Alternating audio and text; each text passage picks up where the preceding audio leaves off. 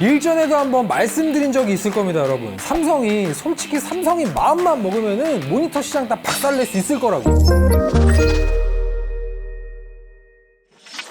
양심 리뷰. 오늘은 삼성의 오디세이 라인업 중에서도 가장 고가의 제품이자 삼성이란 기업의 기술력이 그냥 다 쏟아 부어져서 흘러 넘쳐버린 오디세이 네오 G9의 차례입니다. 출시 가격은 192만 원이고요. 결론부터 말씀드리자면 지구상에서 가장 완벽한 32대 9 비율의 게이밍 모니터입니다. 그리고 이렇게 범상치 않은 제품 등장하면 여지껏 퀘이사전이 어떻게 했나요? 그렇죠, 증정 이벤트 이번에도 빠지지 않았습니다. 사랑하는 퀘이사전 회원분들과 구독자분들을 위해서 양심 리뷰 빅 이벤트 이번에도 시원하게 드리도록 하겠습니다. 영상의 고정 댓글 그리고 본문 페이지 꼼꼼하게 확인하시고 퀀텀 미니 LED가 적용된 오디세이 끝판왕 네오 G9의 오너가 되시기 바랍니다. 잠깐만, 혹시 구독 안 했어요? 받기 싫어요? 아마 이렇게 좌우로 기다란 모니터 제품군들, 일명 슈퍼 울트라 와이드 제품군들을 실제로 보신 분들도 계실 거고 아직 경험 못 해보신 분들도 계실 텐데, 이 제품을 딱 한 문장으로 정의해보자면 압도적인 몰입감, 이렇게 깔끔하게 한 방에 그냥 정리가 가능해요. 대체 저렇게 생긴 모니터로 뭘 하는 걸까? 또는 대체 저런 제품들은 어떤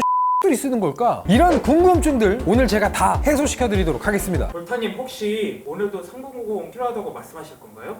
3090? 너 지금 RTX 3090 말하는 거 맞아? 네, 자꾸 그거 아니면 안 된다고 말씀하셔서.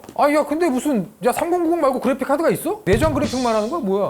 일단 스펙입니다. 화면의 크기는 49인치, 그리고 해상도는 QHD 두 개를 나란히 이어붙인 DQHD. 최대 주사율은 무려 240Hz. 최대 응답 속도는 G2G 기준 1ms. 삼성이 공식화하고 있는 새로운 공률, 천알이 지원되는 VA 커브드 패널에 AMD 프리싱크 프리미엄 프로 인증에다가 G싱크 커브 팁을 공식 인증까지. 그런데 뭐 사실 여기까지는 그렇게 놀랄만한 사항이 아닙니다. 이 정도 스펙은 기존의 오디세이 G9도 똑같았어요. 만약 정말 스펙이 똑같이 나왔죠? 그럼 제가 굳이 리뷰를 하지도 않았을 겁니다. 중요한 건 개선된 부분들, 업그레이드된 스펙이죠. 이번 네오 G9은 같은 VA 패널이지만 미니 LED, TV 시장에서 차세대 기술이라고 소개되던 그 미니 LED가 들어갔어요. 최근 삼성이 이 미니 LED 가지고 퀀텀 미니 LED다 이렇게 정의하고 있는데, 그게 대체 뭐냐 하시는 분들을 위해서 살짝 정리하고 넘어가도록 하겠습니다. 미니 LED는 모니터의 백라이트로 사용되던 LED를 대체하는 차세대 기술이에요. 이론적으로는 기존의 LED보다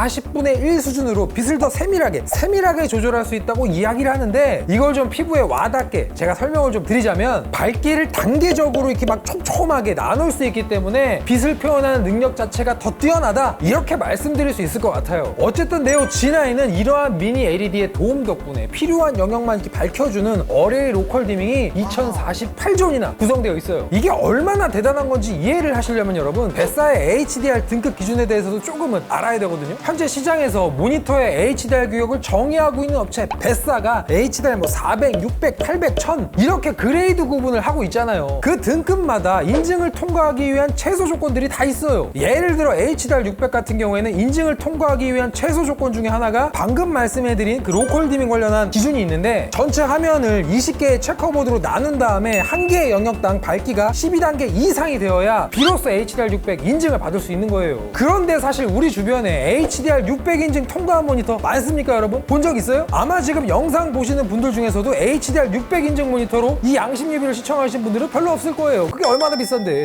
그리고 진짜 현실을 더 적나라하게 말씀드리죠. 대부분의 모니터들 제품 상세 페이지에 맨날 HDR 지원, 사실적인 빛의 표현이니 이렇게 입 털어놓고 제품 DB란에 아주 모래알 만한 글씨로 HDR 10 이렇게 마케팅하는 업체들 많아요. 그런 제품들 HDR 600은커녕 HDR 400인지도 못 받아놓고서는 무슨 상품 설명에 독보적인 화질이니 뭐니. 제가 소비자를 대표해서 그런 업체들한테 진짜 한마디 하겠습니다. 선생님들, 제가 정말 답답해서 그래요. 마케팅은요, 역시 퀘이사전이랑 함께 하시면 마케팅 효과가 상당히 좋기 때문에 입점 문의는 이메일로 부탁드릴게요. 결과적으로 네오 G9은 어레이 로컬 디밍이 2048존이나 구성되어 있고, 따라서 뱃사의 HDR의 가장 높은 인증 규격보다도 더 광범위하게 세밀하게 빛을 표현할 수 있다 이 말이에요. 기존 G9이랑 비교를 해봐도 걔는 어레이 로컬 디밍이 10존이었어요. 잠깐만, 10존 욕 아니에요. 존이 10개 10존. 네오 G9으로 넘어오면서 무려 200배가 향상이 됐다, 뭐 이렇게 이해하셔도 됩니다. 그리고 최대 밝기 부분에서도 아주 큰 차이가 있습니다. 기존 G9은 뱃사의 HDR 1000 인증을 받은 제품이었고 표기된 최대 밝기도 1000칸델라 수준이었는데 제 뒤에 있는 이 네오 G9은 그거의 2배 2000칸델라예요. 뭐 이따가 디스플레이 실측값 설명드리면서 더 디테일한 설명 다시 드리겠지만 밝기가 2000이 넘어간다? 솔직히 체감 잘 안 되실 겁니다. 밝기가 그렇게 높아서 뭐 하는데 어디다 쓰는데 뭐 리신되는 거 아니야? 밝기는 사실 높을수록 좋아요. 맞긴 한데 모니터를 최대 밝기로 계속 사용하는 사용자? 그건 없다고 보셔도 됩니다. 그럼 왜 자꾸 모니터의 밝기가 올라가느냐? 왜 네오 G9은 기존 G9보다 2배가 밝아진 거냐? 가 궁금하실 텐데 이것도 풀어서 설명해 드리도록 하겠습니다. 사실 모니터의 밝기가 중요해지기 시작한 건 HDR 때문이에요. 하이 다이나믹 레인지. 밝은 곳은 더 밝게 만들고 어두운 곳은 더 어둡게 만든다. 우리가 현실 속에서 느끼는 빛이 이 모니터 화면 속에서도 생동감 있게 표현되도록 만든다. 예를 들어 볼게요. 우리가 우주를 배경으로 하는 영화를 본다거나 또는 게임을 플레이할 때 장면 속에 태양이 표현되면 사실 엄청나게 밝아야 하거든요. 원작자의 의도는 정말 저 태양이 말도 안 되게 밝아서 뭐 그냥 아우 내 눈 그냥 안 보여요.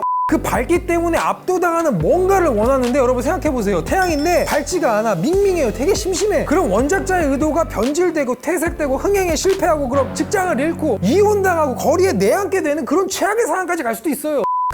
그래서 밝기의 커버리지가 점점 더 넓어지게 된 겁니다. 여담이지만 사람의 눈으로, 그러니까 감각을 통한 인지 지각 능력으로는 최대 10,000칸델라까지 구분해낼 수도 있다고 하니까 앞으로는 이 영역에 대한 중요성이 부각될 수도 있을 것 같아요. 아무튼 지금 네오 G9의 최대 밝기 수준은 삼성이 주장하는 제조사 스펙 표기 기준 2000칸델라입니다. 제가 다뤘던 모니터 통틀어서 이렇게 밝은 모니터가 없어요. 지금 보세요. 얼마나 해맑아요 얘가. 네오 G9 다음으로 밝은 모니터라고 해봐야 1000칸델라 수준이었던 기존 G9이었기 때문에 이 제품이 넘사벽급으로 밝은 거예요. 그거의 2배라니까요. 이따가 명암비 측정한 것도 보여드릴 텐데 정말 깜짝 놀라실 겁니다. 그리고 재밌는 거, 이번 네오 G9의 인증 규격인데 뱃사의 HDR 인증을 그냥 안 받아버렸어요. 패스해버렸습니다. 이유는 뱃사의 인증 최대 규격 범위가 HDR 1400인데 얘는 2000이니까 삼성 입장에서는 이랬을 거예요. 아 뭐야, 우리 거 2000 칸델라인데 1400 인증을 받으라고? 존심상에서 1400 딱지는 안 받고 싶은데? 결국 인증이 뱃사가 아니라 VDHDR 2000으로 나왔어요. 이 부분만큼은 솔직히 좀 멋있었습니다. 규격을 인증하는 업체가 만들어 놓은 그 기준 범위를 돌파해버린 다음에 뭐 뱃사? CC에서 죽고 싶어졌다.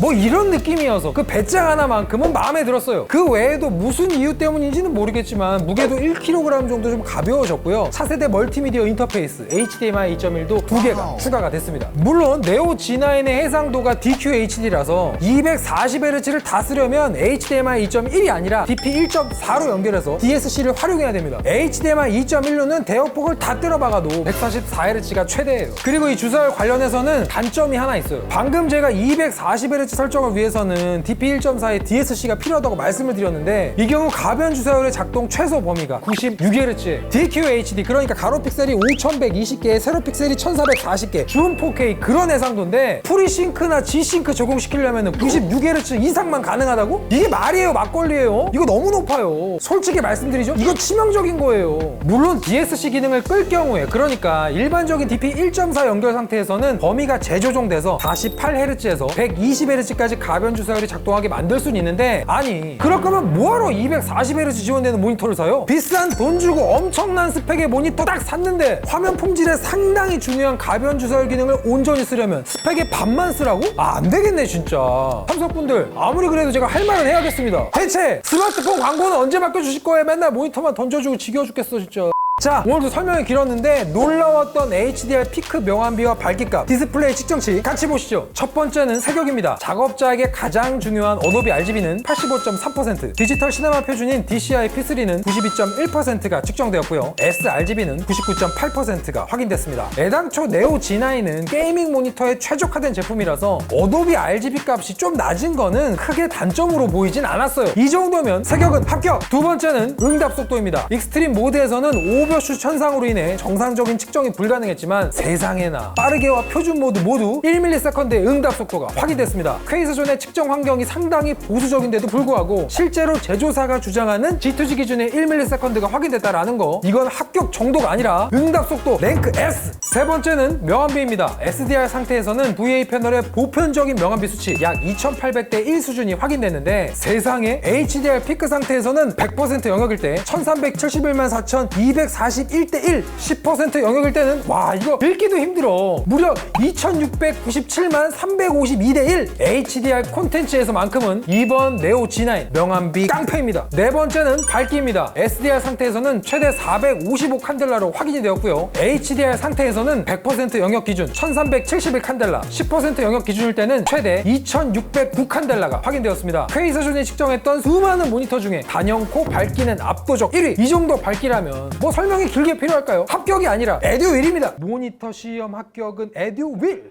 사실 스펙적인 부분에서는 놀라움이 가득한 제품이에요. 더군다나 32대 9 비율의 게이밍 모니터 시장에서의 삼성 근본이나 다름없습니다. 하이테크, 정통성, 브랜드, 더군다나 미니 LED라는 차세대 기술까지 더해지면서 한 차원 성숙해진 모습도 보이고 있고, 사실 이렇게 살펴봐도 크게 흠잡기는 어려운 그런 제품이에요. 솔직히 뭐 깔 거라고는 뭐 비싼 가격? 그렇다고 해서 이런 독특한 비율과 곡률을 가진 모니터를 무작정 추천해드릴 수는 없으니까 오늘도 확실하게 구매를 추천하는 유형과 추천하지 않는 유형 확실하게 정리해드리겠습니다. 구매를 추천하는 유형 첫 번째, 32대 9 비율의 압도적인 몰입감 느껴보고 싶은 분들. 두 번째, 퀀텀 미니 LED를 통해 구현되는 묻혀버린 HDR 명암비 흠뻑 빠져보고 싶은 분들. 세 번째, 이런 모니터로 문서 작업할 일 전혀 없고 생산성이라고는 1도 고려하지 않는 분들. 네 번째, 모니터 끝판왕 한번 제대로 구매해서 한 4년 정도는 뽕을 제대로 뽑아보고 싶다, 그런 분들. 그런 분들에게는 돈을 좀 투자해서라도 한 차원 높은 수준의 압도적인 몰입감 한번 경험해보시라고 말씀드리고 싶고, 반대로 구매를 추천하지 않는 유형으로는 첫 번째, 곡면 패널 커브드 모니터의 거부감이 심한 분들. 두 번째, 모니터를 한 대가 아니라 여러 대를 같이 구성하시길 원하는 분들. 세 번째, 문서 작업, 사진 작업, 크리에이터, 생산성과 밀접하게 관련이 있는 창작자분들. 네 번째, 주로 하는 게임이 32대 9 비율을 지원하지 않고 애당초 32대 9 비율의 큰 메리트를 못 느끼겠다, 이런 분들. 그런 분들에게는 그냥 일반적인 16대 9 비율의 모니터를 추천드리고 싶어요. 솔직히 말씀드려서 G9은 예전에도 그랬고 지금도 그랬고 일반적인 게이밍 모니터 사용자를 타깃으로 나온 게 아닙니다. 레이싱 게임이나 이런 플라이트 시뮬레이터 같은 마니악한 게임들, 그리고 이 넓고 넓은 이 와이드한 비율의 매료된 분들을 위해 등장한 제품이에요. 그래서 여러분들에게 무작정 추천하고 싶지도 않고, 만약 여러분들이 구매하고 싶은 마음이 생겼다고 해도 다시 한번 구매를 고려하라는 말을 해주고 싶을 정도로 신중하게 생각하셨으면 하는 그런 모델입니다. 왜냐하면 저도 이런 32대 9 비율의 모니터를 구입했다가 결과론적으로는 매각을 했어요. 아무리 스펙이 좋고 그 말로 형용할 수 없는 몰입감이 저한테 전해진다고 해도 내가 주로 쓰는 모니터의 역할이라던가 포지션에 맞지가 않다면 후회가 될 수도 있습니다. 근데 그 고민을 했는데도 불구하고 끌린다? 구매 한번 해보고 싶다? 그럴 때 그냥 시원하게 지르는 거예요. 인생 뭐 있습니까, 여러분? 언제 뒤질지도 모르는데?